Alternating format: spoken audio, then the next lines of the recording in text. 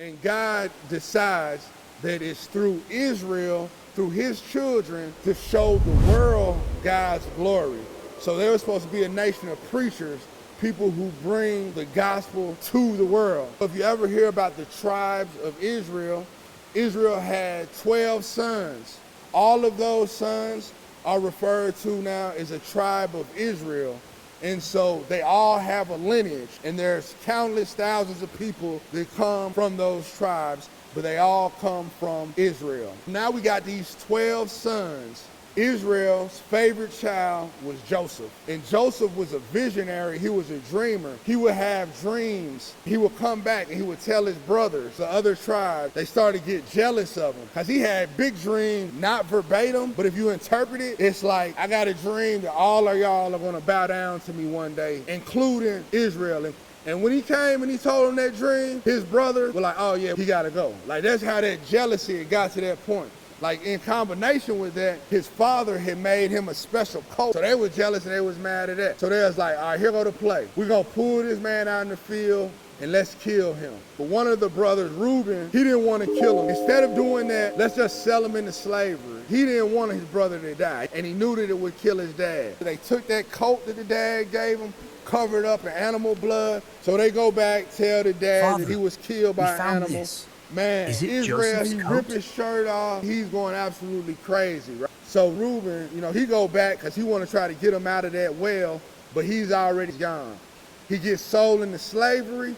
He goes to Egypt, which is in Africa. So while he's in Egypt, he started out as a slave, but he's working really good. He ends up in the house of a high-ranking official. Joseph, the Bible says he's very handsome. He's in shape. Every woman who sees him, the guy's wife likes him and wants to have an affair with him. He's like, oh no, man, my boss is good. I would never do that type of evil. One day, no one else is there. She took him into the room, and he runs out. And she's mad, she's rejected. She goes to her husband, oh yeah, Joseph tried to rape me. Outright lied on him. Then he gets thrown in jail. But while he's in jail, he meets two other people.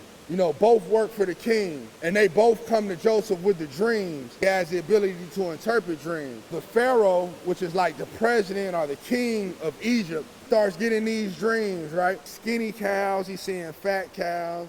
They go over all of Egypt. They can't find anyone to interpret the dream. His cupbearer, who was in jail with Joseph, he's like, man, I forgot. You got someone in jail right now who could interpret these dreams. The Pharaoh, he brings Joseph in. He tells Joseph the dream. Long story short, Joseph interprets the dream. And what this dream means is you're going to have this many years of abundance where all the crops are going to grow, but then there's going to be a famine for this many years where ain't nothing going to grow. And Joseph impressed that Pharaoh so much that he was like, man, I'm going to have no one implement this plan but you. So this person came from being a slave to being in jail out of all of Egypt, like he was the highest in command under no one but Pharaoh. So he went all the way to the top. So he saved like all of Egypt during that time of famine. He was able to do it. Now that famine is going on, it affects his brothers. So now Israel send the brothers to Egypt. See what you can do. Take our money, buy some wheat. Nothing is growing here. You're going to starve to death, see if you can barter. Joseph scopes his brothers. And the brothers who sold him to slavery. Like he sees them, and he's in a big robe, but they see him, but they don't know who he is. So he brings them in, he's talking to them, he does some dining with them and stuff like that. They get their sacks of grain, and they're headed back. And they're like, oh my goodness.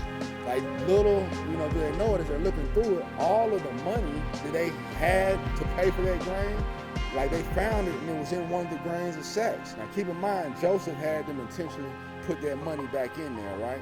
So Joseph, they run him down, they catch him like, hold up, you didn't pay, you stole. I don't believe that you are who you are, or you're spies, a whole trumped up play. Joseph knows exactly who they are. And he's like, all right, well, let me keep your little brother here, and then you go out, you go bring other people to me and let's talk and whatnot. They're scared to leave their brother. That was basically, that's his other favorite child. So long story short, they end up coming back. It's a big reveal. This is who I am. And they think that Joseph is going to kill him, but instead Joseph has open arms and he's loving them and he embraces his brother. His father is so happy. And Joseph Joseph at the end, you know, he was basically saying that you sold me into slavery. You meant it for bad, but God had a different plan and it was for good.